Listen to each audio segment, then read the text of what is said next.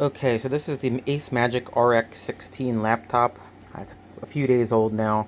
I've been having issues with it ever since it arrived. Um, One of the issues is that the USB port is not working properly. I will get to that in a minute. Um, and this one we're going to address first is that when you open the lid and hit the power button to try to remove or resume it from a sleep, it takes a lot of time. It's inconsistent. Sometimes it'll actually load up properly within a total of 15 seconds, which is great. But more often than not, it won't detect that you open the lid, even though you set the lid wake, whatever the wake effect in the power settings. And even then, if you hit the button manually, it will not properly wake. Let's give it a shot here.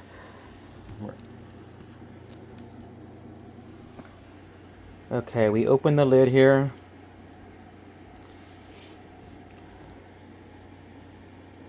And nothing. You see that power button is still pulsing. It's still in sleep mode. And again, I've forced this in the command prompt under power config. I've also, of course, manually gone into the power settings in the Windows UI.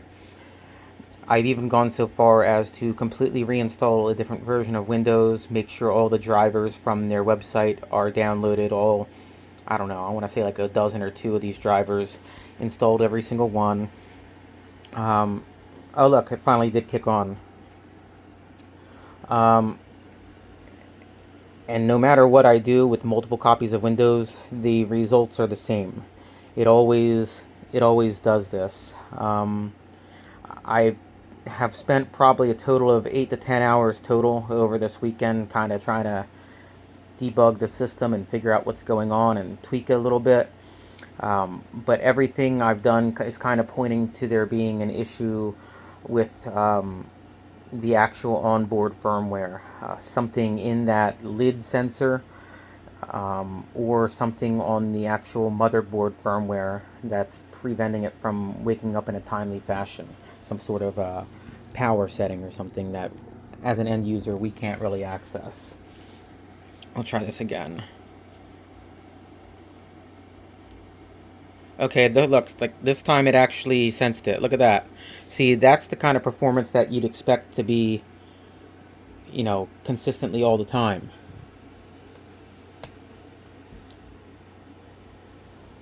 Let's try it again.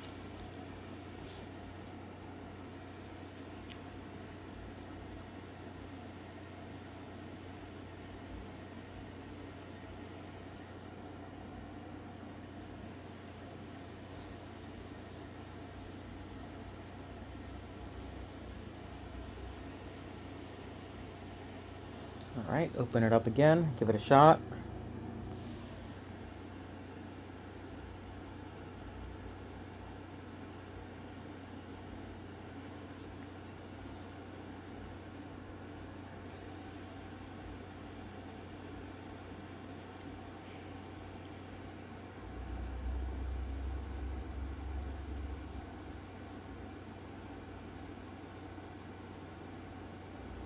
Still hasn't detected the lid open. Again, very inconsistent. You saw the second time we did it, it was actually pretty quick. That was actually acceptable last time.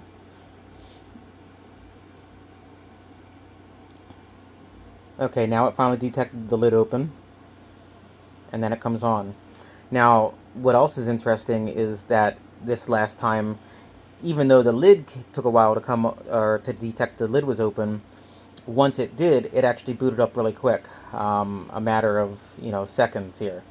Now, the other issue that I'm having is, even with you pushing the power button to manually activate it and wake it up, it's inconsistent with that boot up time, because there's two parts to the wake up cycle. The first is it sensing that the lid is open, and the second one is it actually waking up from sleep.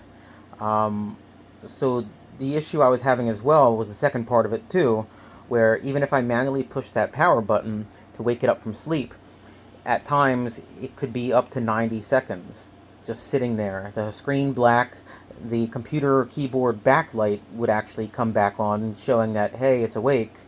but it would just sit at a black screen completely frozen until it finished waking up. Could be 3 seconds, could be 30 seconds, could be 90 seconds. It's just really inconsistent.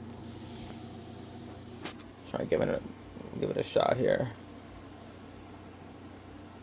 See, the backlight's already kicked on.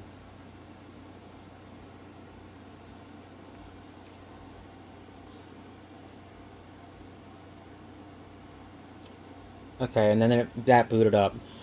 So that wasn't too bad this time.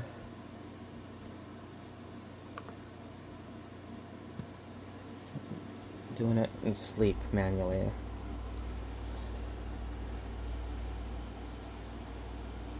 Yeah, of course, now that I make a video, it's making me a liar, but hey, whatever, right? Alright, so that's in sleep mode, fully in sleep mode.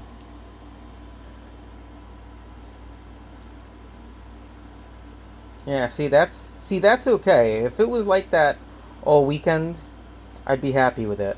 But it's just so inconsistent. Sometimes it's okay, sometimes it's not. Sometimes it takes a few minutes and you're just sitting there looking at your laptop waiting for it to turn on. So it's just really inconsistent. But let's hit on the second problem that we're having that is repeatable, unfortunately, every single time. So the left-hand side of it has a single USB-A port. You know, I don't have any issues with USB-C ports yet, but I haven't actually tried them. I probably should have, but hey, whatever. So I'm talking about the USB-A, which is the blue one, the 3.2. Now that one works, but on the right-hand side, there's two more USB-A ports. The left one is black, denoting like a 2.0 style port. The right one is blue, which also denotes a second 3.2 high-speed port. Verified with customer service that it does include the two 3.2 ports that are supposed to be high-speed, and then the one single 2.0, which is great. That's what I need. Now, I have this USB drive here, which is a 3.2. So I plug it in. Let's just, we'll look up here to show the devices. So just C drive, and I'm going to plug this in to the left one, and look, instantly shows up how it should. That's my SSD. Well, USB SSD. It's pretty quick though. It actually sustains over 4500, which is why I need the 3.2 ports. It's a fast SSD style. Now if I put it on the right hand side here, let me try to get over here without hitting the side buttons on my phone. So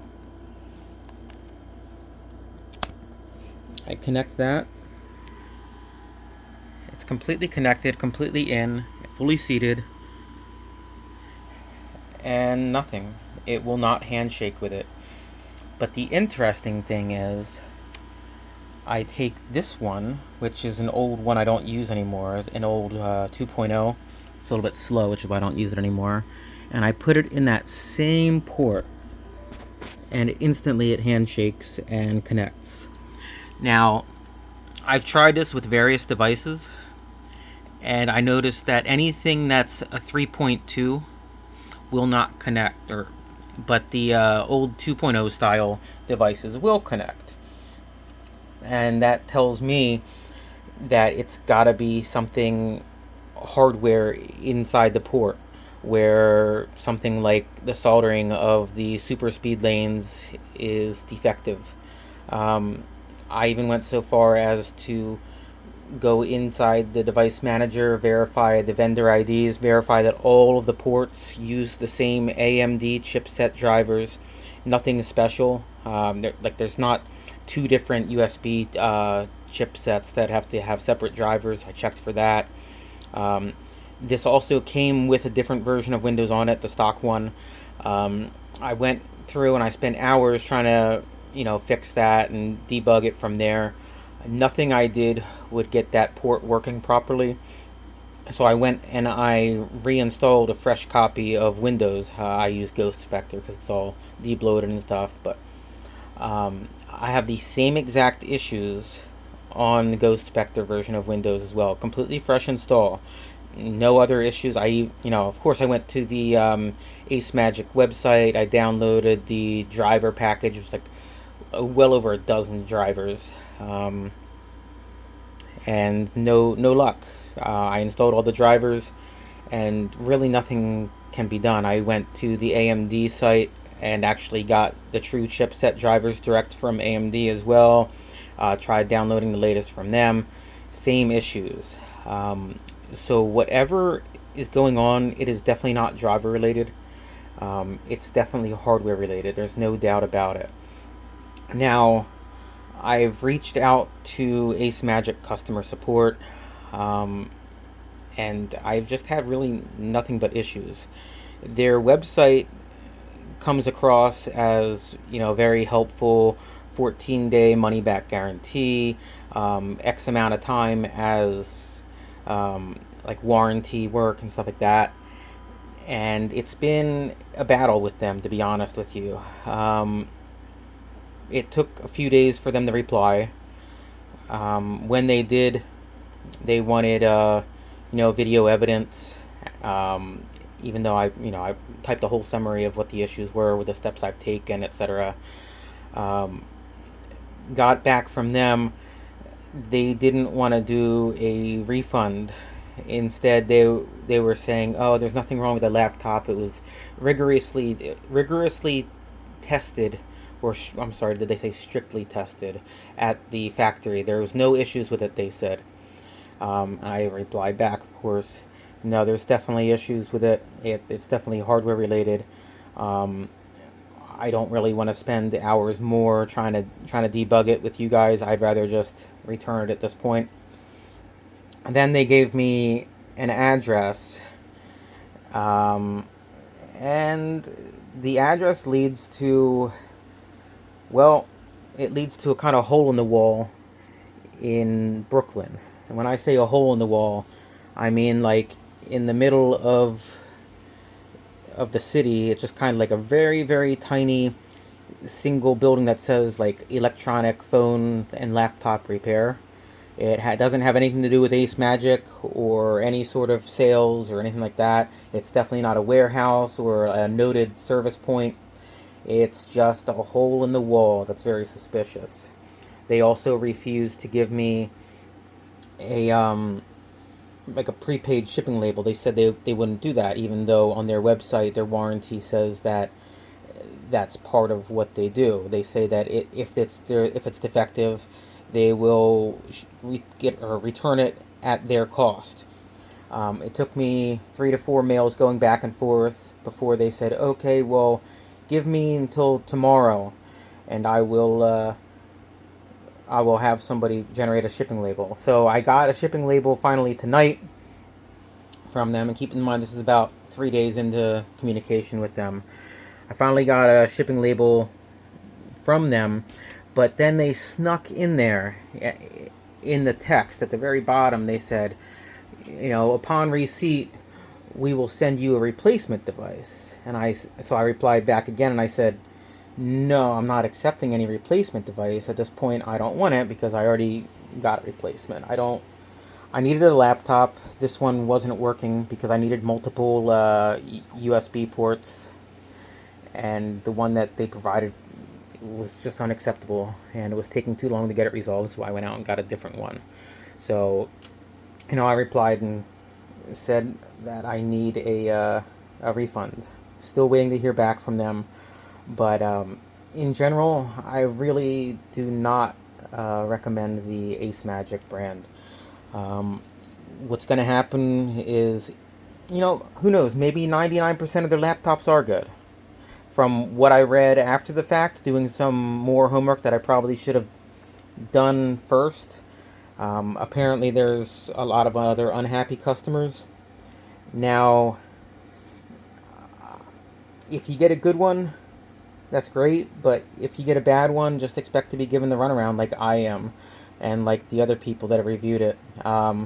It's interesting. I'm not gonna go through and do this whole street view thing, but you'll notice if you go to the ACEMAGIC website, go to their their warranty page. At the very bottom, you'll see the address that they demand that you do return shipments to. Go ahead, throw that into Street View and look at the Google reviews.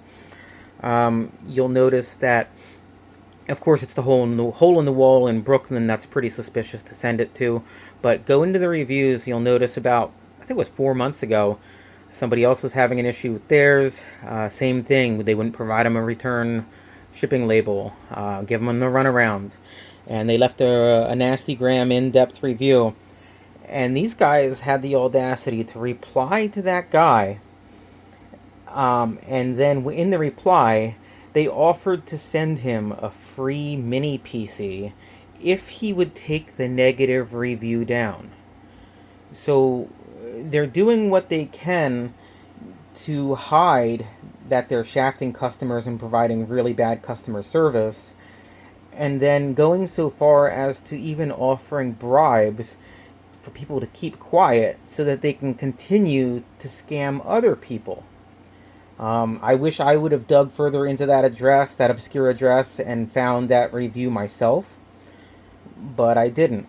Unfortunately, you can't trust Amazon reviews these days. You know, a lot of it's paid reviews or review bot farms. There's just nothing you can really trust these days. Now, I mean, it's a little bit too late. I should have probably found it somehow earlier, but it is what it is, and I'm kind of stuck with what I got. But yeah, so just don't recommend it, and try to stay clear of these guys. Don't get scammed like I did. Hopefully at some point they give me my money back. I do have a dispute open with PayPal. It's going to take, well, it's 7/22 right now. They said it'll take until 8/9 to get a resolution fully processed. Who knows? All the proof I uploaded with them, you know, shilling reviews, the email conversations that I've had with them, I put it all in PayPal. Hopefully I get some money back. But I don't want to do it in the video because I don't want them crying about some sort of a DMCA takedown like you see happen to a lot of people. But here we go. Good luck, guys. Stay clear of ACEMAGIC.